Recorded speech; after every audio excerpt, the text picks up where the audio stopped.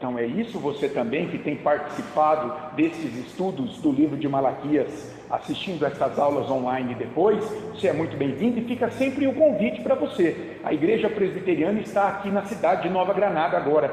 Se você é daqueles que sempre teve o desejo de conhecer mais a Bíblia, se aprofundar um pouco mais no estudo da Escritura, mas não tinha oportunidade, pronto, Deus ouviu a sua oração, a oração de muitos irmãos que têm congregado aqui, e a igreja veio para cá para trazer um bom estudo, um estudo de qualidade da Escritura, para que você cresça na graça e no conhecimento do Senhor Jesus, para que você cresça no conhecimento da vontade de Deus, possa conhecer a Deus, o Deus que se revela na Escritura, não na mente, não no coração dos homens, não numa visão, num sonho, numa vozinha que você ouviu andando na rua, mas um Deus que se revelou na sua palavra. Vem aqui nos visitar então. Graças a Deus nós já saudamos aqui nossas visitantes nessa noite, né? A Josi, também a Cristiane, é muito bom tê-las aqui, os irmãos, os membros também dessa igreja, e claro, você também que está aí participando dessas aulas.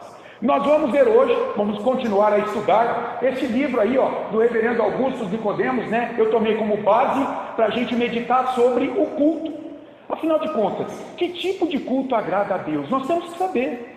Que tipo de adoração Deus aprova e que tipo de adoração Deus desaprova, embora possa proceder de boas intenções muitas vezes. Mas nós já vimos aqui, se não é segundo o que Deus determinou na Escritura, é um culto desagradável a Ele, como as pessoas nos dias do profeta Malaquias estavam oferecendo a Deus, um culto que desagradava a Deus, um culto que estava sendo rejeitado ao Senhor. E nós vamos ver aqui que essa mensagem de Malaquias, né, foi dada aí cerca de 400 anos antes da vinda de Cristo, e muita gente pode olhar e dizer assim, é um negócio muito antigo, não serve hoje. Nós temos visto que serve sim, porque o Deus de Malaquias é o mesmo Deus de hoje. A promessa de salvação que Deus deu ao povo nos dias de Malaquias foi cumprida por Cristo hoje. Então há princípios que nós podemos extrair do estudo deste livro e aplicar ao culto que prestamos a Deus no dia de hoje, mediado por Cristo. Essa é a nossa 7ª aula. Olha aí. Só um minuto.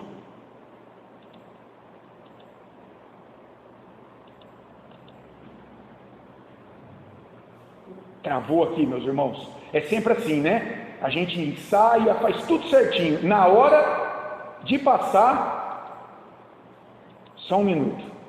É para deixar mais emocionante aqui. As pessoas, é regra quando você está perdido. Os escoteiros dizem assim, quando você se perde pelo caminho, volte no início. É uma boa regra essa. Então vamos voltar no início, vamos abrir novamente a aula. Fecha tudo e vamos abrir a aula. Vamos ver. Olha lá, tá vendo? Isso.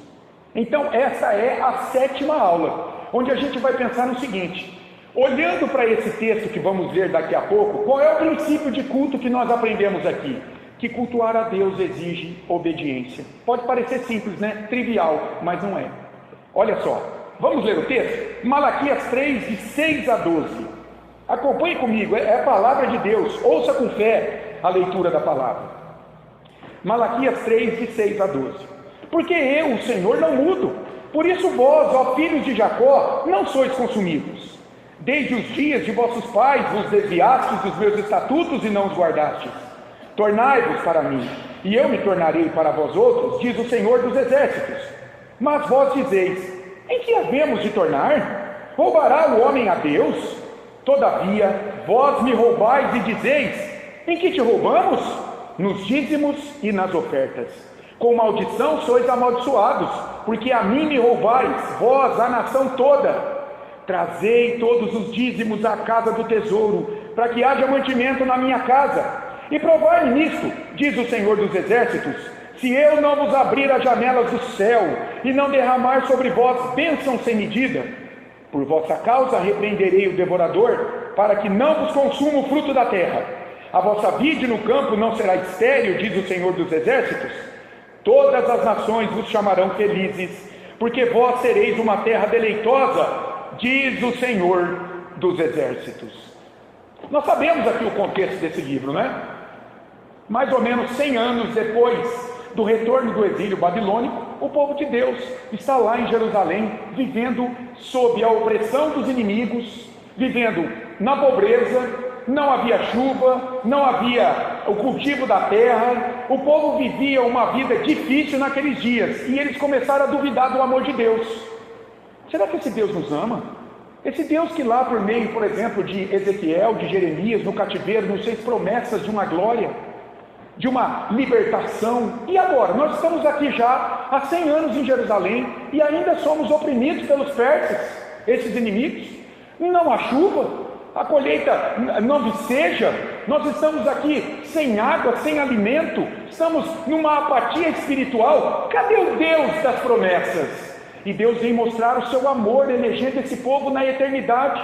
Deus vem mostrar que a presença dele no meio desse povo deveria ser suficiente para animá-los, para que eles continuassem a oferecer um culto segundo a prescrição da aliança. Porque qual era o culto que eles estavam oferecendo a Deus? Um culto desagradável. E a gente já viu algumas marcas desse culto. Animais impuros que Deus desaprovava estavam sendo sacrificados. O doente, o coxo, o enfermo. Os homens estavam traindo suas esposas, mandando elas embora, divorciando das suas esposas, se casando com mulheres idólatras de outros povos. Os sacerdotes não ensinavam mais a lei de Deus ao povo. Portanto, o povo não era orientado a caminhar segundo a prescrição de Deus diante dele. Esse povo clamava pela justiça de Deus, mas nós vimos no último estudo que essa justiça viria, mas em primeiro lugar para quem? Para o próprio povo, que desobedecia a Deus, que quebrava os termos da aliança de Deus, que oferecia um culto cheio de lágrimas, cheio de emoções, e Deus dizia: eu não tenho prazer em vós. Era melhor que as portas do templo estivessem fechadas e ninguém acendesse o fogo do altar para sacrificar alimentos, porque eu não tenho prazer na vida de vocês. Então não venham me comprar com suas ofertas baratas. Terrível, gente, a sentença dura de Deus sobre esse povo, um povo cínico, um povo hipócrita diante dele. E aí, olhando para esse texto agora, a gente se pergunta assim: bom, por que esse povo nos dias de Malaquias, então, não foi destruído por Deus em razão da sua vida iníqua, que era refletida no culto desagradável por eles prestado a Deus? Por que Deus teve paciência? Por que Deus não destruiu esse povo? Veja, porque Deus não muda. É o versículo 6. Desde a eternidade, Deus nos predestinou para Ele. Deus nos escolheu para ser o seu povo peculiar dentre muitas nações. Deus veio para nos purificar por meio do sangue de Jesus, para que pudéssemos agora cultuá-lo de modo agradável.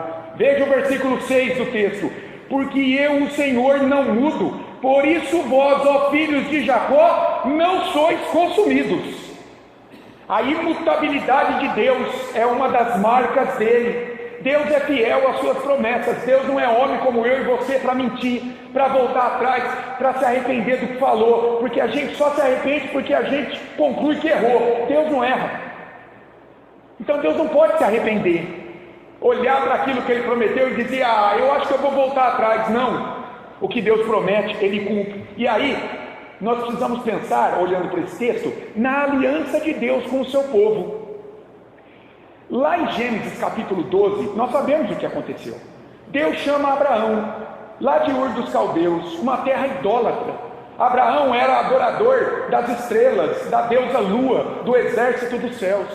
Deus o chama, ele era semita, da descendência de Sem, que venha lá de Gênesis capítulo 4, essa semente santa que Deus foi preservando a partir de Adão, depois Sem, depois Noé, e veio preservando. Pois bem, Abraão era um desses descendentes, mas era idólatra, estava perdido, mas Deus o chama. Gênesis 12, 1 a 3. Deus lhes faz promessas que lhe daria uma terra que manaria leite e mel, um reino, e que da descendência dele viria alguém que abençoaria pessoas de todas as famílias da terra. E havia uma condição, a condição era obediência. A condição da aliança de Deus sempre foi: obediência, vocês vão ser abençoados, e na desobediência, vocês vão sofrer maldição. A espada do Senhor, o castigo, virá sobre aqueles que desobedecem os termos da minha aliança. O capítulo 28 de Deuteronômio fala isso. Moisés está ali, nos seus últimos discursos ao povo, antes de morrer. E ele está falando, preste atenção. Deus apareceu a nós, nos chamou, fez uma aliança conosco, com a nossa descendência. E Ele espera obediência para sermos abençoados. Porque na desobediência nós sofreremos o castigo. E naqueles dias de Abraão, lá em Gênesis 17, Deus colocou uma marca da aliança dele com o seu povo. Como é que alguém pertenceria a este povo? Participando ou passando pelo ritual da circuncisão. Gênesis 17 diz, então todo menino hebreu ao 8º dia de vida era circuncidado no prepúcio do seu órgão genital. Esta era a marca da aliança de Deus naqueles dias, dizendo, é meu, está incluído no meu povo, vai caminhar debaixo das bênçãos da aliança. Muito bem, e o Antigo Testamento mostra como é que foi a dinâmica dessa aliança na vida do povo, não é? Tinha altos e baixos, havia obediência em um tempo, e o povo era abençoado. Depois, coração duro, desobediência, vinha o castigo sobre o povo. E o livro dos Juízes a gente vê isso, né? Então o povo andava bem muitos anos, mas depois se afastava de Deus. O que Deus fazia? Trazia os inimigos, muitas vezes os filisteus. Era a vara da disciplina de Deus sobre o povo. O povo se arrependia, clamava a Deus por um libertador. Deus enviava um juiz. E daqui a pouco eles se afastavam de Deus de novo, quebravam a aliança, desobedeciam. Vinha a vara de Deus por meio dos inimigos, e Deus então mandava outro juiz. E os exílios também. Primeiro o exílio lá dos assírios, do reino do norte. Em 721, Israel, o reino do norte, caiu na mão dos assírios, deixou de existir como povo. Depois, em 586, começou lá em 603 mais ou menos, né, antes de Cristo, e terminou com a última invasão dos babilônios, lá em 586, Judá, o reino do sul, capital Jerusalém, cai. Por que eles caíram? Porque eles desobedeceram a Deus, se tornaram idólatras, viraram as costas para Deus. E o Novo Testamento vai mostrar que Jesus não revoga essa aliança de Deus com o povo. Ele vem para fazer aquilo que o povo não fazia. Qual era a condição da aliança? Obediência. Em pecado, o povo não consegue obedecer à lei de Deus, os mandamentos de Deus, então nós precisamos de alguém que faça isso no nosso lugar. Jesus diz lá no Sermão do Monte, em Mateus 5,17, ele veio não para revogar a lei, mas para cumprir toda a lei pela vida do seu povo. Então nós vemos que o Novo Testamento nos mostra um mediador superior a Moisés. Moisés era o mediador da lei, lembra? Lá no Sinai, Deus vem e dá a lei por meio de Moisés. Ele era o mediador entre Deus e o povo naqueles dias. E no Novo Testamento, quem é o superior mediador? Quem é o sumo sacerdote? É Jesus. Mas também mudou o selo. A marca da aliança de Deus, ela é superior. Lá no Antigo Testamento, era pelo sangue de animais que havia o perdão dos pecados do povo. Um sangue que já era visto na circuncisão, naquele ritual, porque quando cortava o prepúcio ali do órgão genital masculino do menininho de 8 dias, pingava sangue no chão. Então esse sangue depois foi figurado e apontado para o sangue de Cristo no Novo Testamento, o sangue da nova aliança, que é figurado pela água do batismo, né? O elemento externo. A água do batismo não salva, é um elemento externo. Qual é o elemento interno do batismo? É o sangue de Cristo que lava de todo o pecado aquele que passa pelo sacramento, não é? É um selo, os sacramentos. O batismo não salva. Quem salva é Cristo e é o sangue dele. Mas quem foi salvo, ele vai passar pelo sacramento do batismo como testemunho de que agora ele pertence à igreja visível, ele quer caminhar no povo de Deus, ele está unido a Cristo, ele foi lavado dos seus pecados pelo sangue. Tudo isso as águas do batismo falavam, e falam ainda, né, como sacramento instituído pelo próprio Cristo. Mas o que salva é o sangue, mas um sangue superior ao sangue de animais da antiga aliança. Nós vemos que é a mesma aliança administrada de modos diferentes, em duas dispensações. No Antigo Testamento, a promessa de salvação. O Novo Testamento, Jesus vem cumprindo a promessa. No Antigo Testamento, figuras desse Salvador, por meio de ofícios, reis, profetas, sacerdotes, coisas ungidas, santificadas para servir a Deus, no tabernáculo e no templo, figuras que apontavam para uma realidade. Quando Cristo veio, Ele torna então desnecessária aquela sombra do passado, porque agora chegou a luz, chegou Jesus. Ele vem de maneira plena, cumprindo essa aliança com o seu sangue. Então, é preciso a gente pensar na aliança de Deus com o povo, porque nos dias de Malaquias, o povo estava desobedecendo a aliança. Eles desobedeciam oferecendo animais impuros do culto.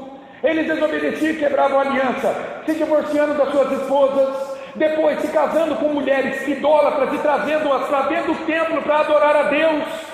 Eles quebravam a aliança por não conhecer e seguir a lei de Deus, porque os sacerdotes não ensinavam mais. Então Deus está dizendo nesse texto: vocês estão querendo me adorar sem observar os termos da minha aliança. Eu não aceito esse culto. E como que isso era manifesto aqui nesse texto? Pela quebra do oferecimento dos dízimos e ofertas. Vamos entender melhor isso aqui. Olha a declaração de Deus ao povo, versículo 6 até o 7, primeira parte. Porque eu, o Senhor, não mudo, por isso vós, ó filhos de Jacó, não sois consumidos. Desde os dias de vossos pais, dos seus antepassados, dos seus patriarcas, Abraão, Isaque e Jacó, vos desviastes dos meus estatutos e não os guardastes. Olha que interessante, Deus começa, ele aparece dizendo da sua imutabilidade. Então, Deus é imutável, mas olha que interessante, no texto hebraico aqui original, o homem também é imutável. Você percebeu? Deus está dizendo para o homem, vocês também não mudam. Não mudam em quê? Na desobediência de vocês, desde os dias de seus pais, dos seus antepassados. Vocês gostam de quebrar a minha aliança, as regras da minha aliança.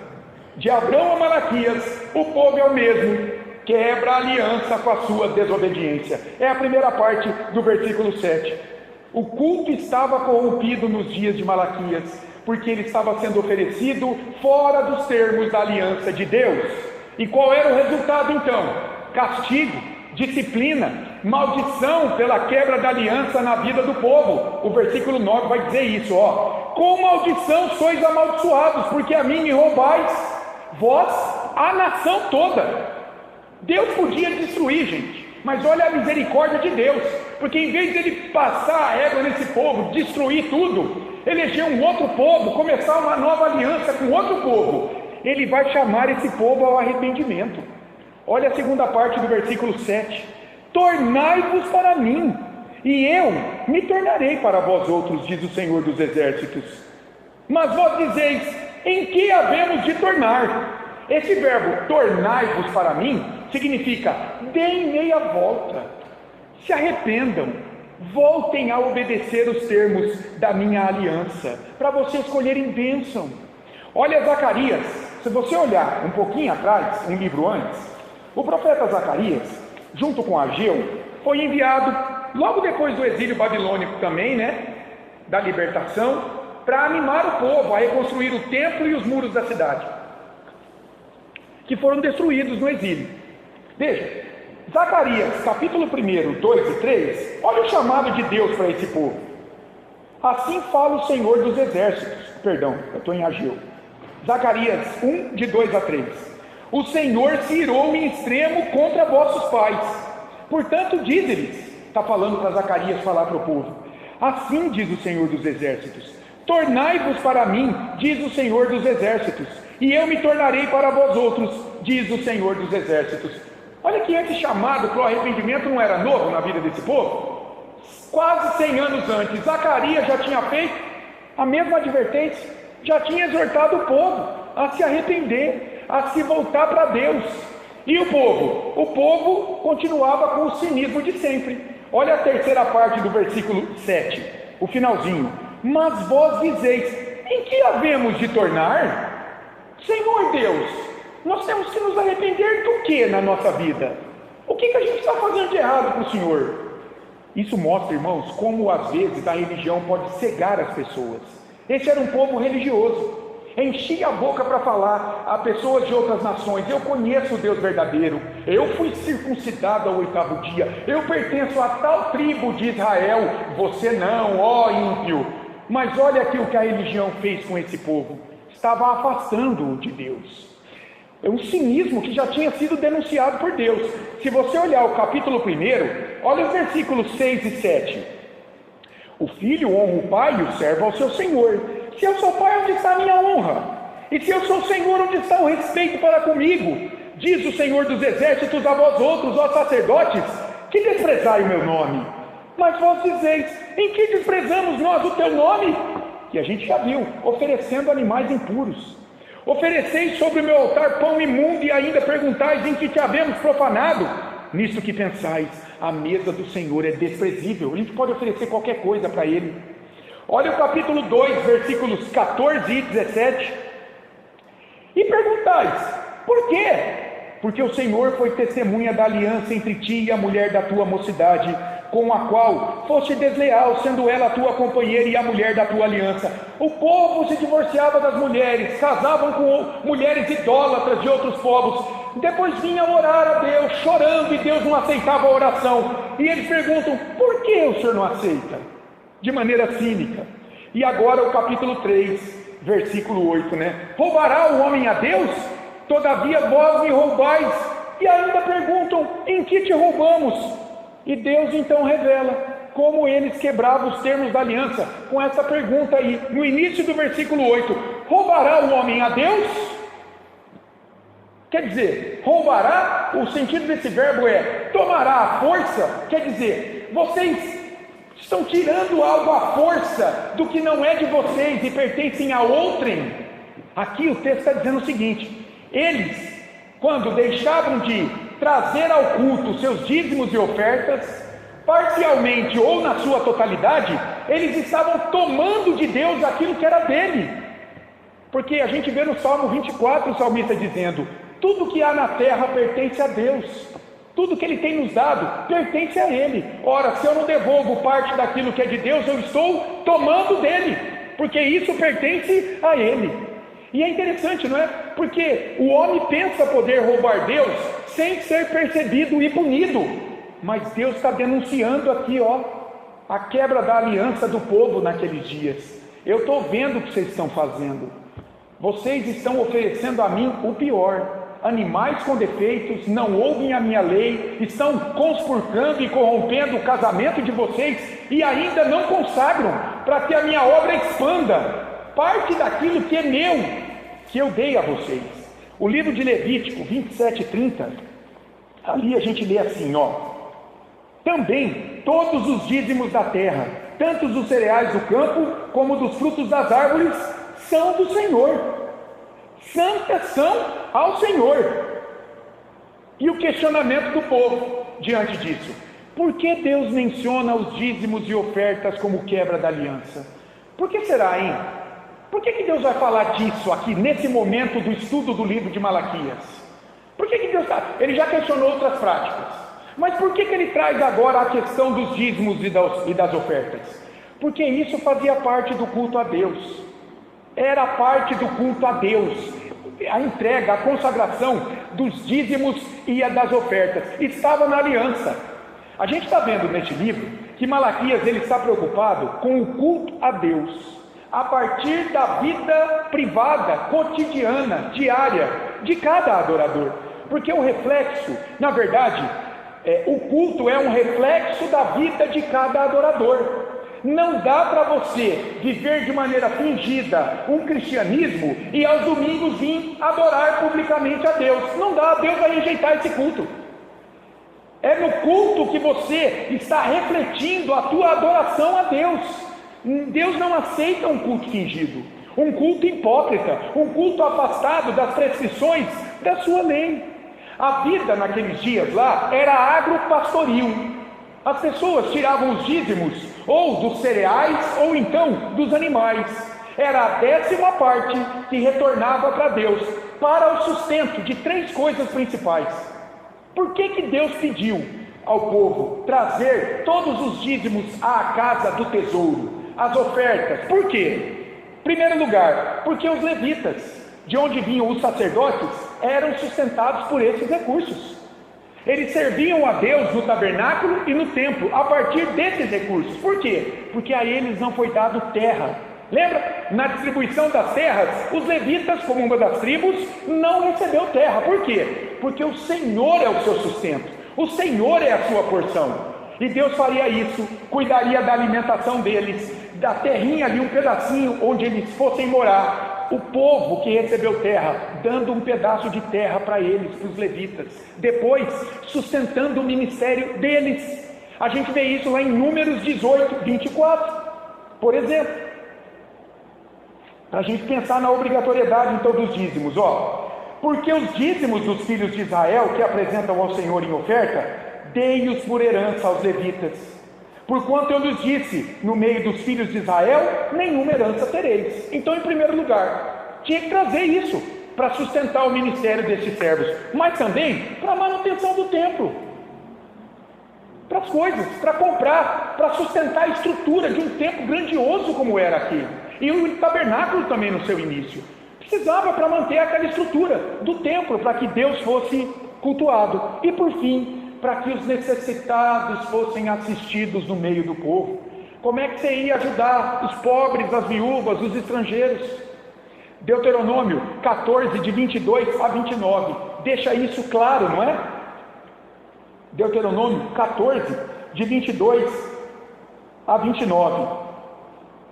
Eu não vou ler tudo aqui não, mas eu vou ler aqui, a partir do 26. Esse dinheiro dá-los-á por tudo o que deseja a tua alma, por vacas, ovelhas, ou vinho, ou bebida, ou qualquer coisa que te pedir a tua alma. Come-o ali perante o Senhor teu Deus, e te alegrarás tu e tua casa. Porém não desampararás o levita que está dentro da tua cidade, pois não tem parte nem herança contigo.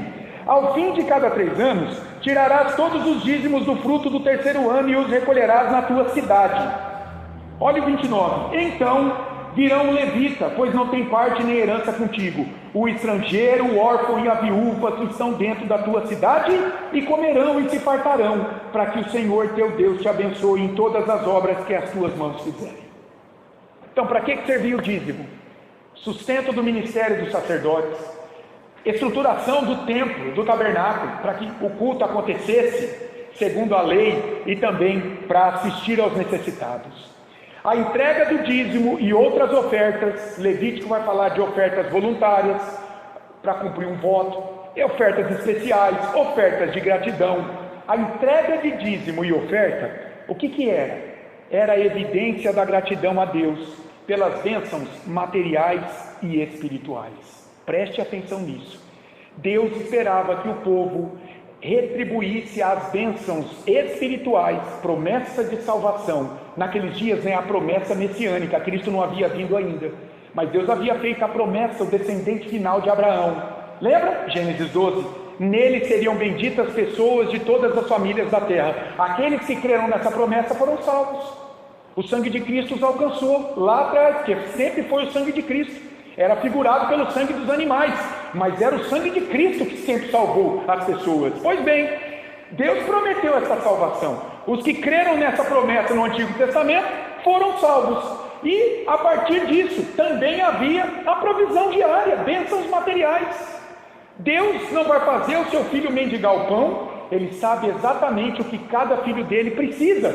Então Deus esperava que, à luz das bênçãos espirituais e materiais, o seu filho viesse grato e entregasse parte daquilo que Deus dava a ele, justamente como essa gratidão por todas essas bênçãos. E esse princípio permanece até hoje. Nós vamos ver. Dízimo tem muito mais a ver com gratidão do que com obrigação, meus caros. Gratidão, privilégio de dizimar. O Salmo 34:18 diz que Deus está perto e se agrada dos que têm o coração grato,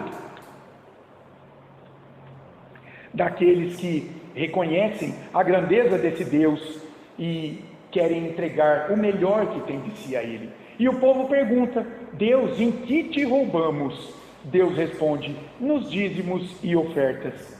E o resultado dessa sonegação, dessa falta de obediência aos termos da aliança, que mandava consagrar a Deus a 10ª parte dos ganhos, trouxe o que para esse povo? Olha o versículo 9 comigo. Com maldição sois amaldiçoados, porque a mim me roubais, vós, a nação toda.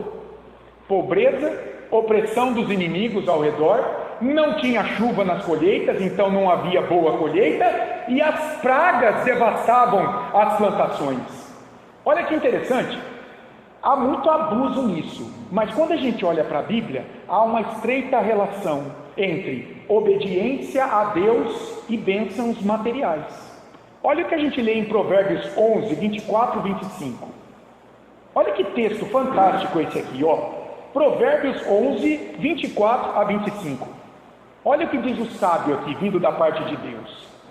A quem dá liberalmente, ainda se lhe acrescenta mais e mais. O generoso, então, será abençoado. Agora, ao que retém mais do que é justo, ser-lhe-á em pura perda.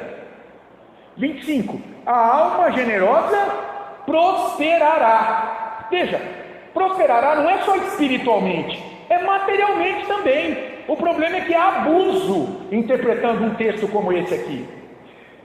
A quem dá a beber será descedentado. Na obediência a Deus, há bênção sem fim. Na desobediência, maldição, castigo, sofrimento. Está vendo aí os termos da aliança de Deus com o povo em desenvolvimento? O versículo 9 diz que esse povo está sendo amaldiçoado. Aqui, lá no hebraico, este com maldição tem um artigo definido. É com a maldição. Está determinada, é uma maldição específica. Os estudiosos vão dizer que é a maldição da quebra da lei de Deuteronômio 28. Meus irmãos, depois vocês leem Deuteronômio 28. Veja ali quais são as bênçãos que Deus promete se o povo obedecer, e veja o tamanho das maldições que vai cair sobre as pessoas. É terrível. Então aqui, esse povo estava sofrendo naqueles dias, colhendo o pão que o diabo amassou, se a gente pode dizer assim, em suas vidas, porque eles desobedeciam à aliança de Deus, os termos da aliança de Deus. Então, a mão de Deus estava pesando.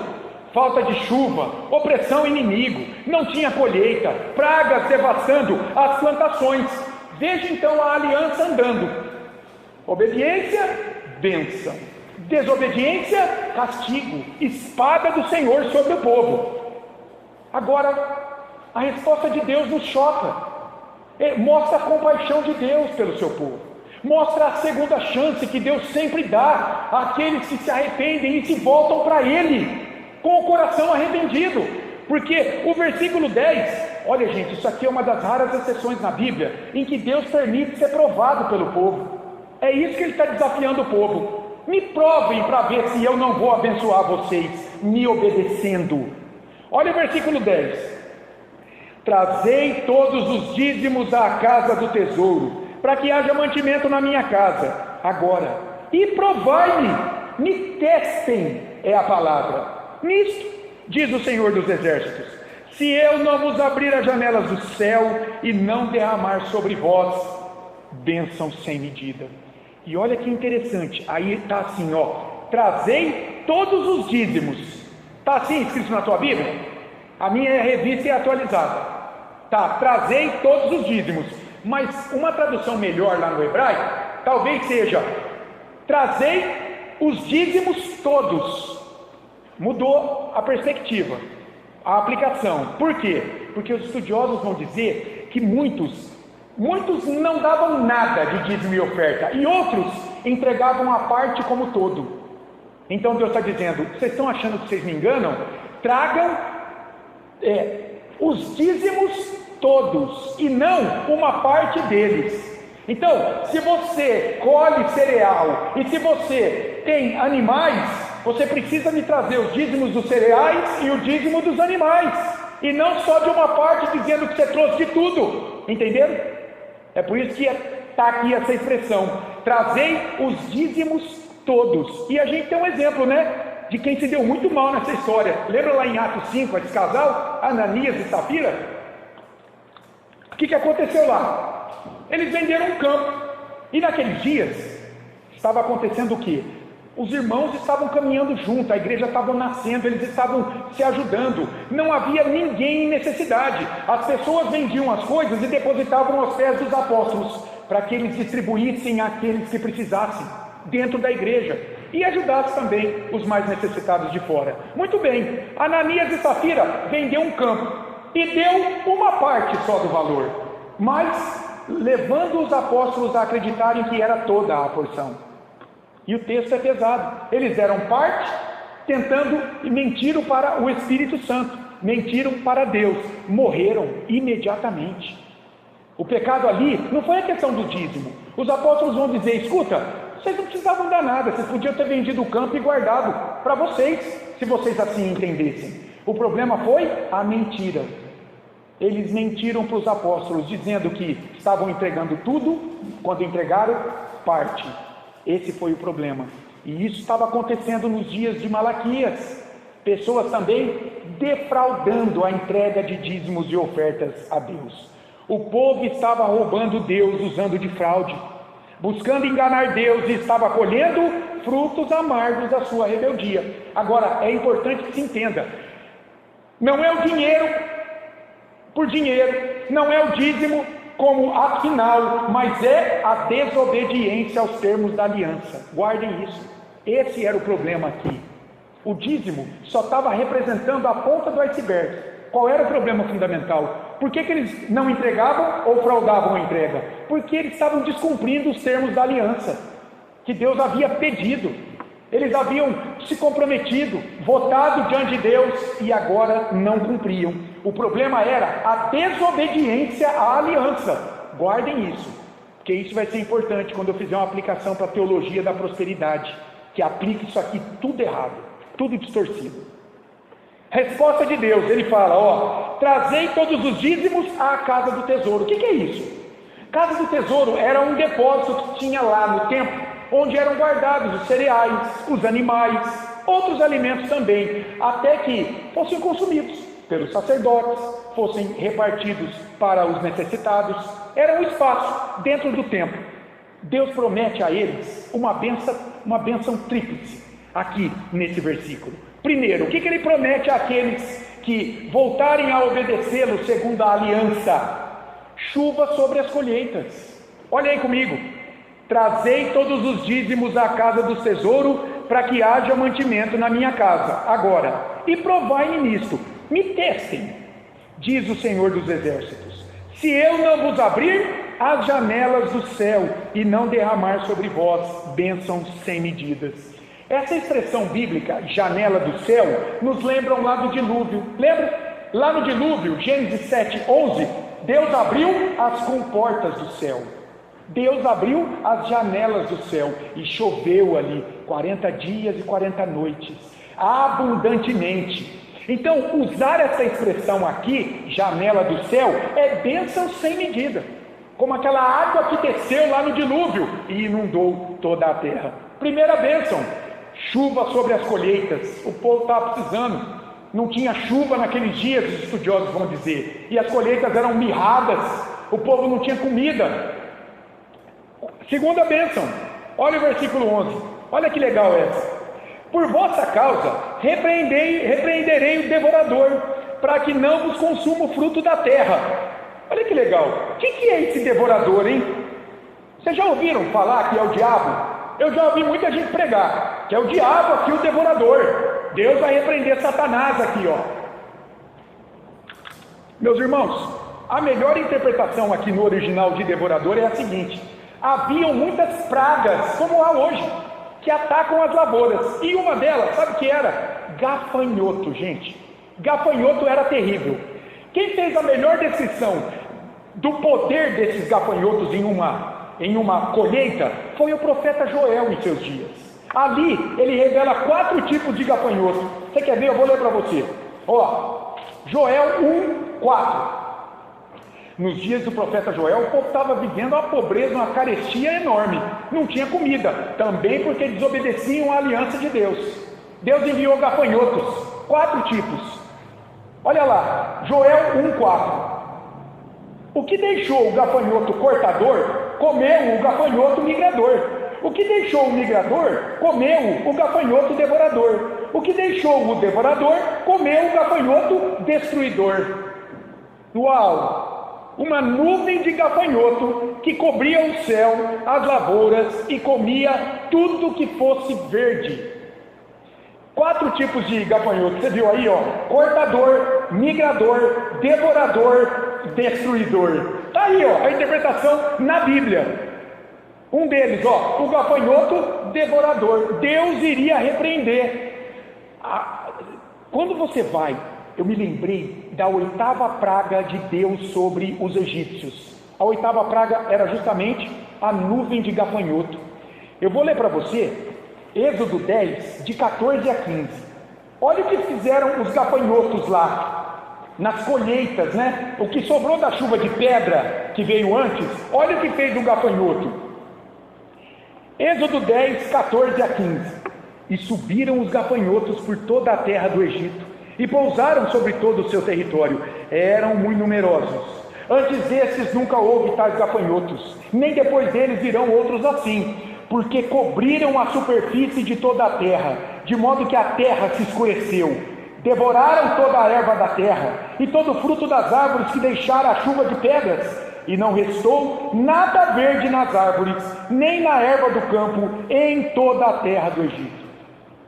Os estudiosos do texto aqui de Malaquias vão dizer que havia nuvens de gafanhotos que estavam destruindo as plantações, mas Deus iria repreendê-los agora, caso o povo se arrependesse e voltasse a obedecer os termos da aliança, dentre outras coisas, consagrando a Deus seus dízimos e ofertas. E por fim, olha o que vai dizer o final do versículo 11: a vossa vide no campo não será estéril, diz o Senhor dos Exércitos. Quer dizer, as videiras vão produzir em abundância a partir de agora. A uva era uma importante fonte de renda naqueles dias. Se fazia o vinho, se fazia outros frutos, outros doces, alimentos, com base no suco de uva, né? Que o povo, então, se não houvesse o vinho, se não houvesse a uva, as pessoas ficariam sem alimento.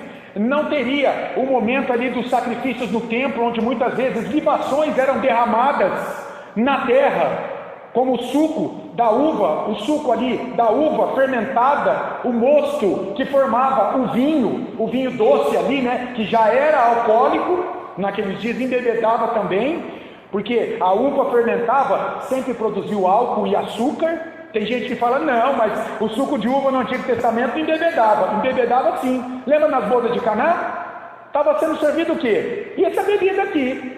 E as pessoas ficavam bêbadas ali, tinha que tomar cuidado com isso aqui também lá no passado. Sempre foi assim. Então, Deus está prometendo que, por exemplo, pragas como a ferrugem, o crestamento, que acabavam com videiras, seriam barradas pelo Senhor. Deus protegeria as videiras que produziriam em abundância. Que coisa maravilhosa, irmãos, quando o povo volta a obedecer aos termos da palavra de Deus. Daí a importância de você ser instruído na palavra de Deus, para que você viva uma vida e preste um culto que seja agradável a Deus.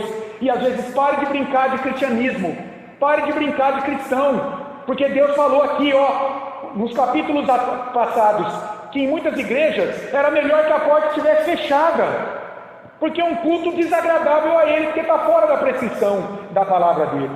E o resultado da obediência ao Senhor, dos termos da sua aliança, na consagração dos dízimos e ofertas, é bênção. Olha o versículo 12: todas as nações vos chamarão felizes, porque vós sereis uma terra deleitosa, guardada, protegida pelo Senhor, a tua vida hoje, diz o Senhor dos Exércitos. Talvez você esteja com a tua vida destruída, porque você está caminhando fora dos desígnios de Deus, às vezes bem intencionado, até querendo cultuar a Deus, mas fora da palavra dEle, e Deus está pesando a mão. Zacarias, novamente, aquele profeta, enviado logo depois do exílio, capítulo 8, 11, 2, olha Deus prometendo ali, Zacarias 8, de 11 a 12, mas agora, então, Deus vai restaurar a sorte do povo. Mas agora não serei para com o restante deste povo como nos primeiros dias, diz o Senhor dos Exércitos. Que primeiros dias? Os dias em que Deus os enviou ao exílio, porque aqui é pós-exílio babilônico. Deus está dizendo, eu não vou mais fazer isso, porque haverá sementeira de paz, a vide dará o seu fruto, a terra a sua novidade, e os céus o seu orvalho, e farei que o resto deste povo herde tudo isso. Porque Deus quer que esse povo agora caminhe conhecendo-o e obedecendo-o. Então, uma vida espiritual consagrada a Deus. Resultado, bênçãos materiais para uma vida digna. Paulo também falou disso, lá escrevendo 2 Coríntios. Ele está fazendo uma grande coleta ali na Acaia, na região da Macedônia, para levar os pobres da Judéia, para os cristãos que vivem lá, nas redondezas de Jerusalém. E ele está agradecendo demais ali a Acaia, os coríntios, porque foram generosos. E isso, 2 Coríntios 9, de 6 a 11, vai trazer bênçãos na vida deles, bênçãos materiais para uma vida digna. E a gente se lembra também, claro, do Salmo 91, não é? Salmo 91, versículos 7 e 9. Caiam 1000 ao teu lado e 10.000 à tua direita, tu não serás atingido.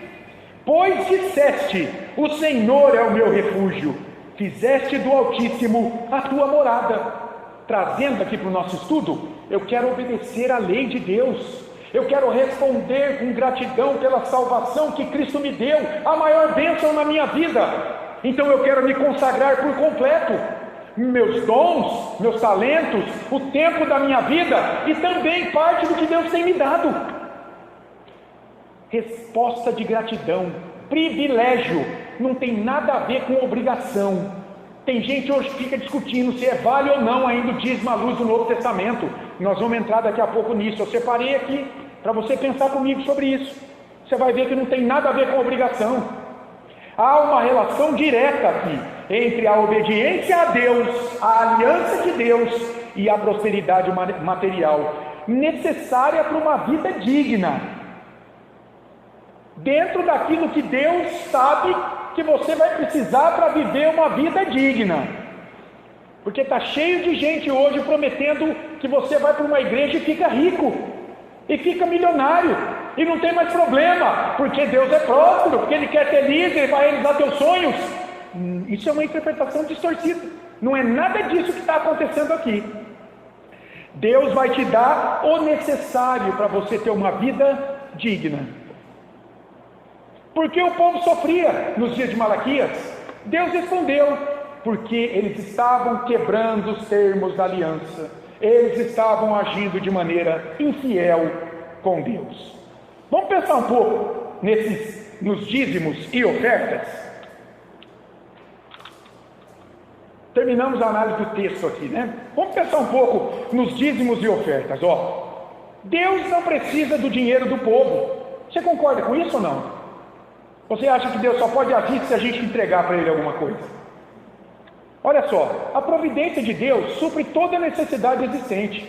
A Bíblia está cheia de exemplos. Por exemplo, Ele não tirou a água da pedra, Ele não fez chover alimento do céu, Ele não enviou codornizes para alimentar o povo, e tantos outros exemplos. A providência desse Deus que determina e as coisas acontecem. Então, por que Ele pede parte do dinheiro, hein? O que você acha?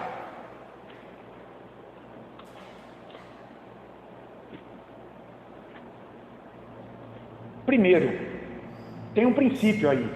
Se tudo é de Deus, Ele poderia pedir tudo. Salmo 24, 1.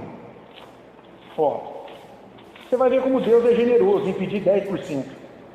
Salmo 24, 1. Ao Senhor pertence a terra, e tudo o que nela se contém, o mundo e os que nele habitam. Você consegue entender que tudo que você tem foi dado por Deus e pertence a Deus? Ou você não entende assim? Entendeu o que está escrito aqui? Então, se tudo é dele, ele podia pedir tudo. Primeira coisa, esse é um princípio. Segundo lugar, a providência divina age como? Aqui, neste mundo.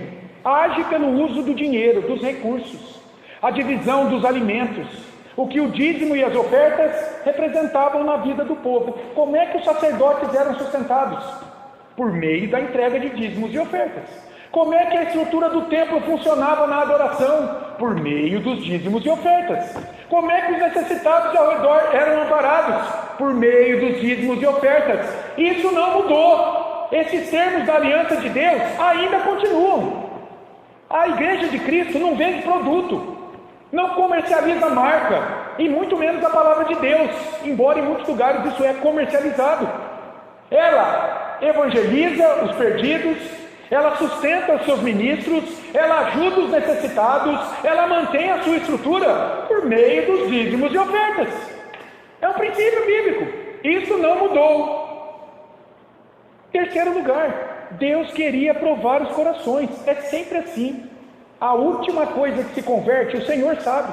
Não é à toa que a questão da riqueza e da avareza é um dos temas mais tratados na Bíblia, porque Deus sabia que a última coisa que se converte é o bolso do adorador. Deus queria provar os corações, lidar com a avareza, fortalecer a fé na sua providência e não nas riquezas humanas. A gente sempre diz aqui no momento do culto, consagração de dízimo e oferta não é o dinheiro pelo dinheiro, é o teu coração representado ali, é a tua vida, é o teu amor a Deus, é a tua gratidão pela cruz de Cristo em teu favor. Tudo isso está na entrega de dízimos e ofertas que você consagra diante de Deus. Ele não precisa do dinheiro, ele quer o teu coração. Mas como que ele vai ter o teu coração? Tratando o apego ao materialismo que o pecado trouxe para mim e para você. É uma luta, irmão, não é fácil.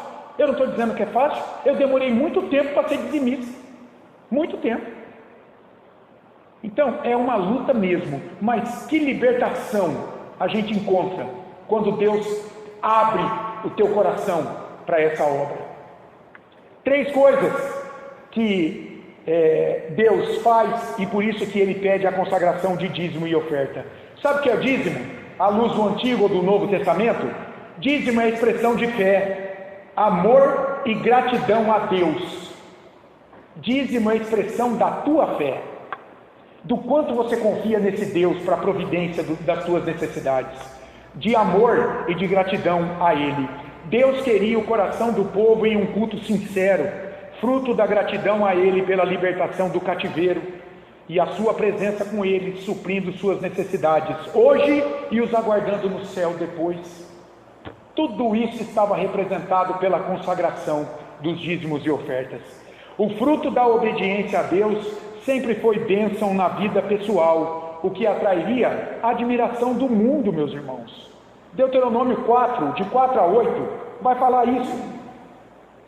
Olha só, Moisés ali está exortando o povo a obedecer a Deus, para colherem bênçãos. Olha aí, Deuteronômio 4, de 4 a 8. Porém, vós que permanecestes fiéis ao Senhor, vosso Deus, todos hoje estáis vivos. Eis que vos tenho ensinado estatutos e juízos, como me mandou o Senhor, meu Deus, para que assim façais no meio da terra que passais a possuir. Guardai-os, pois, e cumpri-os, porque isto será a vossa sabedoria e o vosso entendimento perante os olhos dos povos, que ouvindo todos esses estatutos dirão, certamente este grande povo é gente sábia e inteligente. Pois que grande nação há, que tenha deuses tão chegados a si como o Senhor nosso Deus, todas as vezes que o invocamos? E que grande nação há, que tenha estatutos e juízos tão justos, como toda essa lei que hoje vos proponho? Deus exortando o povo a considerar a presença dele no meio do povo, a instrução da lei dele na vida do povo. As nações que não conheciam esse Deus, que não partilhavam da sabedoria da lei desse Deus, ficariam boquiabertas diante do Deus desse povo, diante das maravilhas que Deus faria no meio deste povo. Isso não mudou hoje. Eis os termos da aliança: bênção na obediência, maldição na desobediência. O povo sofria nos dias de Malaquias pela quebra dos termos da aliança, desobedecendo a Deus. Muitos discutem se o dízimo continua sendo obrigatório no Novo Testamento. O que você acha? Tem uma briga, hein? Muitas igrejas vão dizer que acabou, que isso era coisa da lei. Mas em Gênesis 14, antes da lei ser dada, Abraão pagou o dízimo a Melquisedeque. Como é que era a coisa da lei codificada lá no Sinai? Por exemplo, dentre outros argumentos, eu penso, eu respeito quem diz que não, isso aí era do Antigo Testamento, o Novo Testamento não fala nada disso. Ok, eu respeito quem pensa assim, mas eu penso, como muitos estudiosos, que o dízimo e as ofertas prosseguem como princípio moral na vida do povo de Deus, como expressão de gratidão, fé, generosidade, demonstrando o grande privilégio de participar do sustento do reino de Deus neste mundo. Veja, não tem nada a ver com obrigação, meu caro, nunca teve.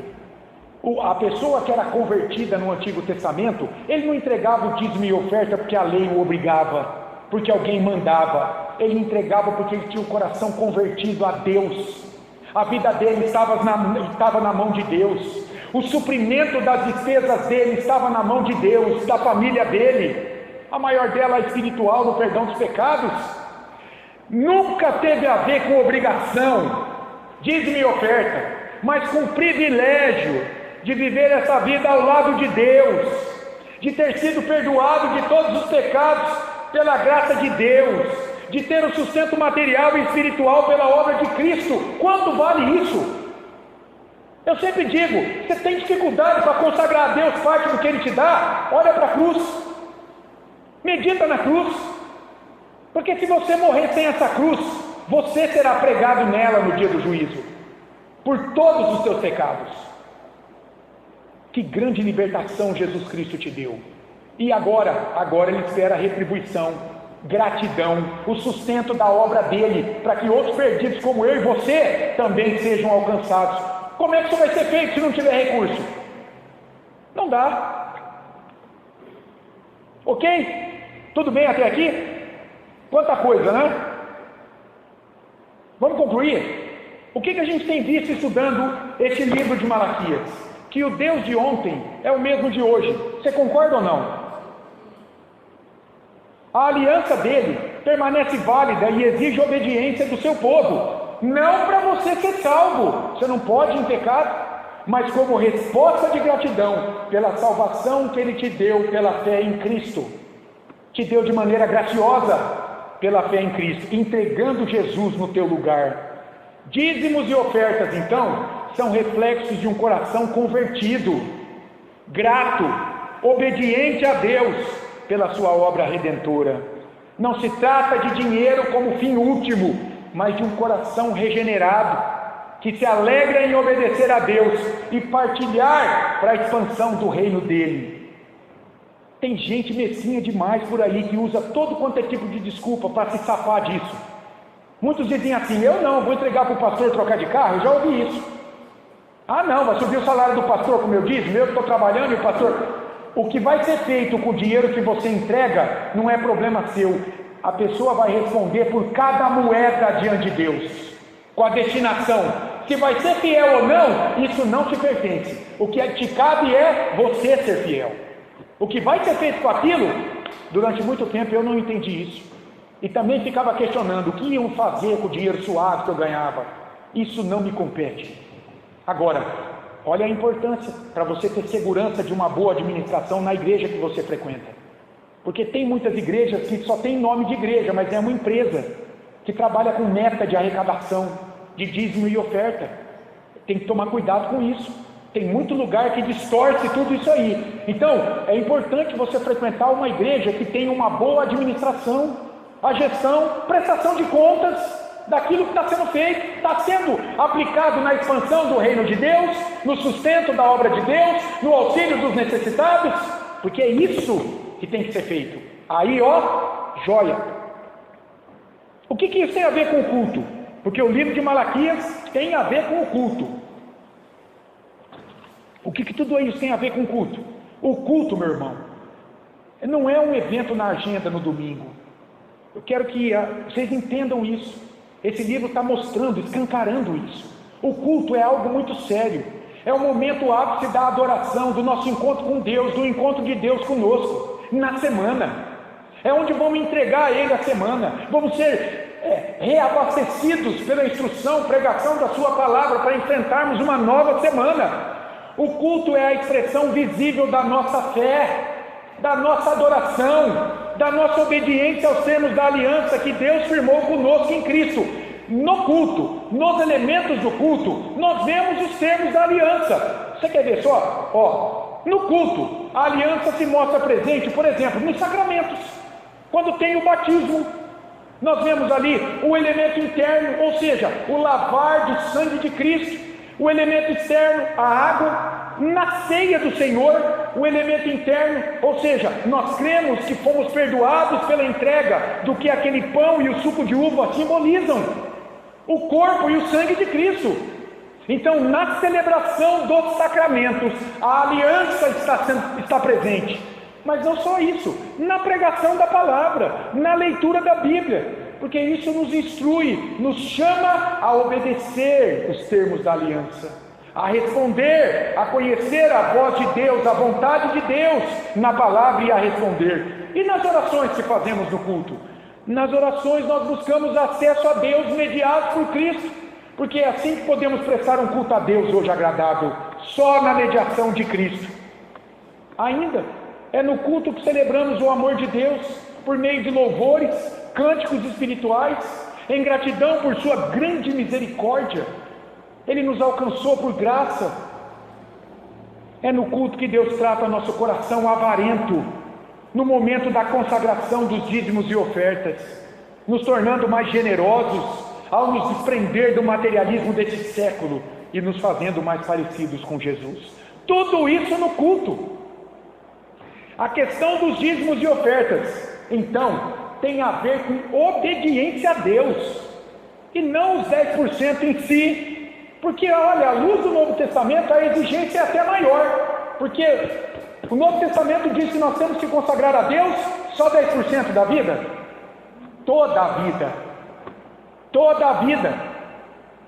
Quer comais, bebais ou façais qualquer outra coisa, fazei tudo para a glória de Deus.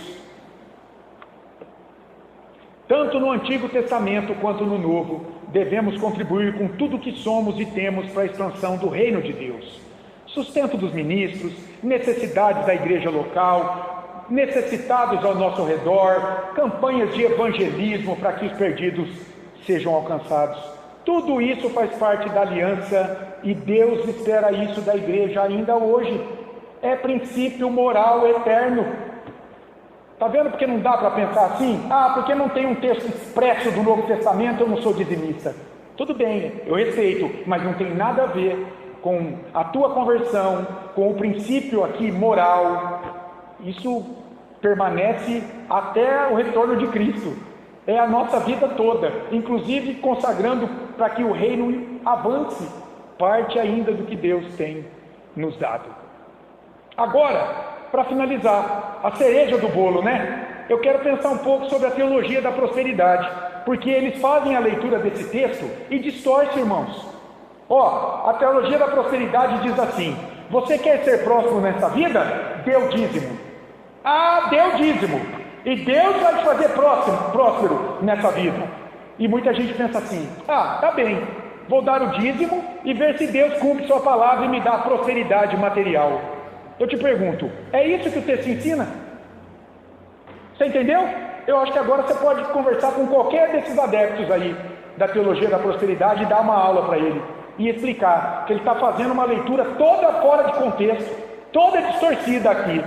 O texto aqui fala de pessoas desobedientes aos termos da aliança de Deus, cuja falta da entrega do dízimo e oferta era a expressão visível. Como é que Deus mediu aqui a desobediência aos termos da sua aliança? Na falta da entrega do dízimo e oferta. Esse é o ponto aqui. Veja, se você não tiver o coração convertido a Cristo, meu caro, você pode dar 3 vezes o dízimo, você não será abençoado. Porque o que Deus abençoa é um coração obediente, convertido a Cristo, que tem prazer em obedecer a Deus, inclusive sustentando sua causa nesse mundo com a entrega de dízimos e ofertas. Entendeu isso aqui? Deus quer um coração obediente. quebrantado nas mãos dele. Dízimos e ofertas não é a causa da bênção, como a teologia da prosperidade prega, mas é o resultado dela. É o inverso dessa pregação da teologia da prosperidade. Não é a causa da bênção, é o resultado de você ter sido abençoado por Deus. Tá, mas tem uma coisa que ligados a liderança tem que responder. Tá, eu entendi a mensagem da palavra de Deus, mas o indivíduo que não está ouvindo o salvo, o cara é salvo, por algum motivo ou outro, ele não ensinou, sabe lá ele Deus, que está acontecendo na vida dele. Então, tem uma pergunta que precisa responder. Então, ele é amaldiçoado, salvo isso? Olha, essa maldição, se ele está salvo em Cristo, ele está salvo e ele está salvo, ele não vai perder a salvação. Porque o que é a salvação? Qual é a bênção maior na vida dele? É ele ter sido reconciliado com Deus, é ele ter recebido o perdão de todos os seus pecados. Tudo bem? Calma, eu entendi a tua pergunta. Então, primeiro, vamos separar as coisas para a gente responder. Primeiro, aqui havia muita gente salva, né? O texto não separa quem estava salvo ou não, mas todos estavam sofrendo na caristia? Ou não? Só quem era dizimista fiel? Não, então, aqui o problema era para todo mundo. Então a pergunta está respondida, Laís. Meu caro, Deus quer que o povo confie nele, que o povo o obedeça. Na desobediência do povo, a nação vai sofrer, porque o sol vem sobre justos e injustos. A chuva cai sobre justos e injustos. Muito bem, uma pessoa, ela está salva em Cristo, mas se ela desobedece a Deus, ela vai ser castigada. Hebreus capítulo 12, é um filho que não está obedecendo à vontade do pai. O que o pai vai fazer com ele? Vai puxar a orelha desse filho. Agora ele nunca vai perder a salvação. Então esse amaldiçoado, é preciso tomar cuidado com ele, porque amaldiçoado, e aqui também não é isso, amaldiçoado é a maldição de Deuteronômio 28.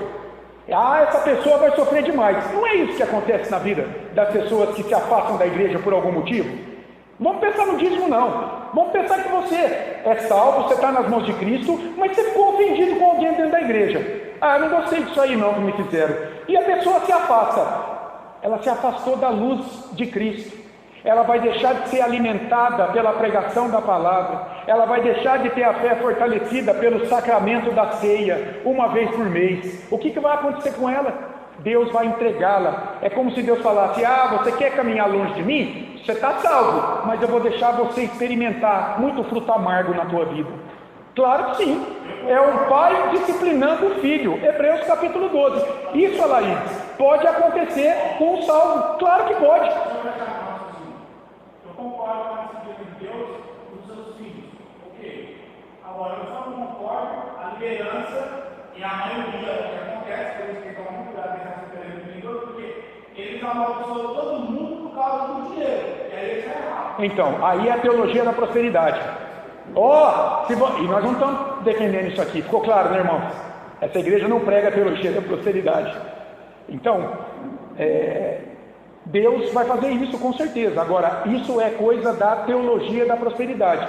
Se você der, Deus te abençoa. Se você não der, o que Deus faz? Então, isso aí é teologia da prosperidade. Aqui não. Aqui nós somos factuais. Aqui nós estamos mostrando o que a palavra de Deus revela. Ficou claro isso, gente? É importante falar isso que está falando. Vocês entenderam, né? É totalmente diferente, não é? Isso que a gente está falando aqui. Então, dízimos e ofertas não é causa da bênção, mas o resultado dela. Deus não abençoou a oferta da viúva pobre, embora ela tenha continuado pobre. E agora a teologia da prosperidade? Ela foi elogiada no templo por Jesus Cristo. Ela deu as 2 moedas, tudo que ela tinha. Não foi elogiada, não foi abençoada pelo Senhor, mas ela continuou pobre. Está vendo? Há muitos crentes fiéis que amam a Deus, são dizimistas fiéis em sua vida e vivem apenas para suprir suas necessidades mais básicas. Por quê? Não sei. É do propósito de Deus. O Nicodemos diz assim, Deus promete o arroz com feijão. É a bênção da reconciliação, perdão dos pecados, a salvação. A maior, o pudim, a sobremesa, ele dá dar para quem Ele quer, e se Ele quer, e com o propósito dEle. Eu não sei. Tem crente que é rico, tem crente que vive todo mês o dinheiro certinho, até o final da vida, mas ele está abençoado. Deus está trabalhando a vida dele de algum modo. Então veja, não é bíblica, portanto, essa relação que a teologia da prosperidade faz. Dê o dízimo e você será próspero materialmente. Ou então, se não der o dízimo, você vai ser amaldiçoado. Não é bíblico. Não é. Porque aqui, no meio da maldição desse povo, tinha muita gente que era fiel, que não tinha também a colheita na sua lavoura, que não tinha o leite da sua vaquinha. E daí? Está vendo como não casa? Entendeu, Laís? Aqui nesse meio aqui, ó, sofrendo a carestia, tinha muito dizimista fiel, estava salvo, mas estava sofrendo. Então, não é bíblica essa ideia, né? E o último slide, ó. Eu devo dar o dízimo como expressão da minha obediência à aliança que tenho com Deus. E cabe ao Senhor, então, no tempo e na forma dele, abençoar-me. O que Deus quer de mim e de você é obediência. Ele quer que nos sujeitemos aos termos da aliança e o sirvamos de todo o coração. Veja, se o dízimo continua obrigatório ou não à luz do Novo Testamento, não importa, meus caros. Se eu temo a Deus, se eu desejo obedecer-lhe, se eu sou grato a Ele, se eu aprecio a sua graça em Cristo Jesus, eu demonstro isso, participando de sua obra de salvação neste mundo. Como? Com a entrega de dízimos e ofertas. Porque eu quero adorar a Deus não só com meus lábios, mas em espírito e em verdade. E isso inclui a entrega como um princípio moral eterno dos meus dízimos e ofertas a cada mês. O meu coração está lá. Meu coração está junto àquilo lá. Entendeu? Professor, no caso aí, no Novo Testamento, Jesus Cristo não revogou. Não. Então, sim, é que não tem um texto expresso, né? Expresso. Tem uma passagem que Jesus condena os fariseus, dizendo que eles dão o dízimo da hortelã, do cominho, mas está negligenciando a misericórdia, a justiça. E Jesus vai lá, Jesus vai dizer, vocês deviam fazer aquilo, quer dizer, continuar a entregar o dízimo, sem deixar de fazer isso, agir com misericórdia, agir com justiça para com outras pessoas. Muita gente olha ali e fala, está vendo? O próprio Jesus não revogou, mas não tem um texto expresso, então muita gente vai discutir. Mas vocês entenderam que não tem cabimento nenhum?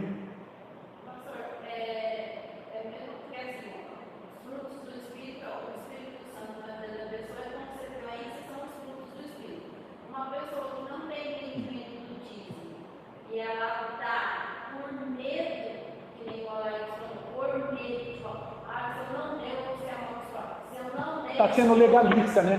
É melhor que a pessoa não dê. Ela está se baseando, ela está agindo na base das obras. Ela está comprando a salvação. Ela está comprando o amor de Deus. Aí é a teologia da prosperidade. Eles trabalham na base do medo. Eles fazem uma coação moral no fiel. De modo que é todo um sistema que diz assim, ó, se você não entregar, você vai ser amaldiçoado. Esse é um problema. Isso aí não está no texto. Porque é consequência da bênção.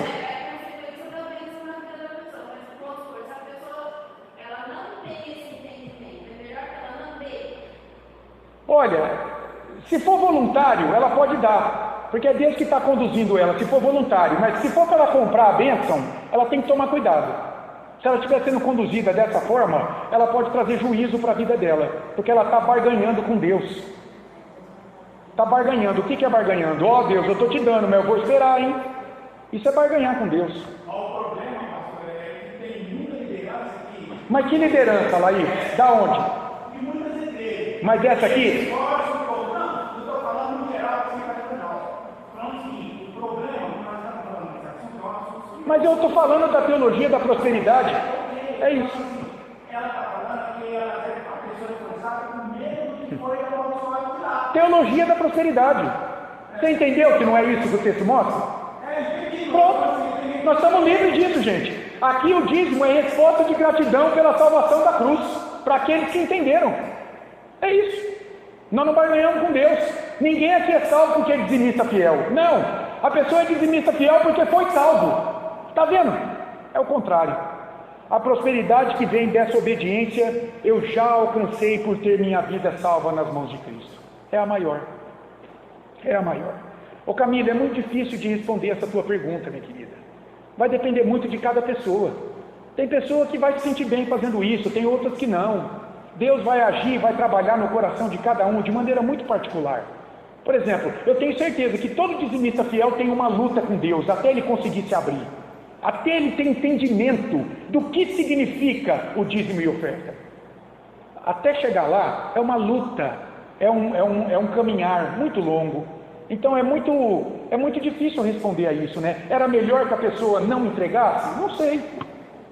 Não sei te responder isso. É ela com Deus. Tá bom, irmãos? Tudo bem? Não é um tema fácil, né? Mas deu para pegar mais ou menos o cerne da questão?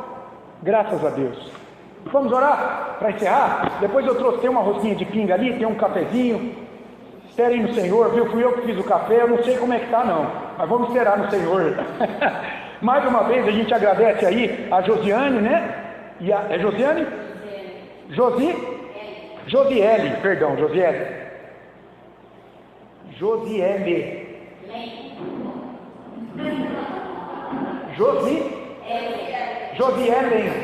Josiele e a Cristiane. Olha, é uma alegria, viu? Tê-las aqui. Sempre que quiserem retornar, são muito bem-vindas. Nós vamos orar para encerrar? Santo Deus e Pai, nós te damos graças por tua graça que é melhor que a vida, Senhor. Obrigado, Deus, porque o teu Espírito tem nos instruído em tua palavra. Ó Pai, que o Senhor possa calar o nosso coração diante de tantas dúvidas, de tantas incertezas. Nós somos pecadores, nós temos o nosso entendimento fragilizado pelo pecado. Nós precisamos da iluminação do teu Espírito Santo. Eu te dou graça, Senhor, pelo teu povo aqui presente. Eu te dou graça por essa igreja que há tantos anos, Senhor, tem buscado pregar e defender os princípios da tua palavra. Ó Deus, que o Senhor continue a nos dar fidelidade à tua palavra, Senhor. Livra-nos dos enganos, livra-nos dos erros, livra-nos dos maus obreiros, livra-nos dos opositores da cruz, Senhor. Ajuda-nos, Senhor, a caminhar contigo. Dá-nos entendimento espiritual. De maneira especial, ó Pai, neste tema, atinente ao dinheiro, aos recursos materiais. Ó Deus, isso tem sido tão mal versado hoje em tantos lugares, em tantas igrejas, Senhor, que mais parecem empresas. Tem misericórdia, livra-nos disso, Senhor.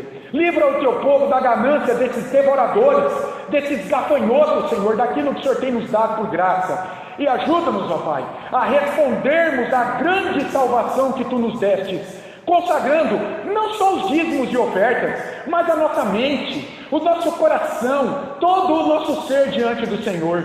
Ó Deus, nós te louvamos. Obrigado por essa oportunidade de sermos instruídos em Tua palavra, para conhecermos e buscarmos viver a Tua vontade, para a glória do Teu nome, para que, mediados pelo sacrifício de Jesus Cristo, nós possamos prestar um culto que seja agradável ao Senhor e colher bênçãos dessa obediência à Tua lei. Louvado seja o Teu nome, Pai. Nós oramos em nome de Jesus. Amém. Amém.